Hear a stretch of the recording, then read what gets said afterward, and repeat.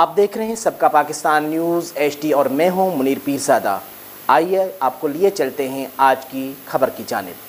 Al-Khidmat foundation سکرن کی جانب سے مستحقین کو سحر و افطار کی رونقوں، برکتوں اور عید کی خوشیوں میں شامل کرنے کے لیے 10 کلو آٹا، 1 کلو چائے کی پتی، 1 کلو دال چنا، دال مونگ، 1 کلو بیسن، 1 کلو چینی، 2 پیکٹ سوئیاں اور گھی پر مشتمل راشن بیگ 70 خاندانوں کو ان کے دروازے پر پہنچا کر دیے گئے۔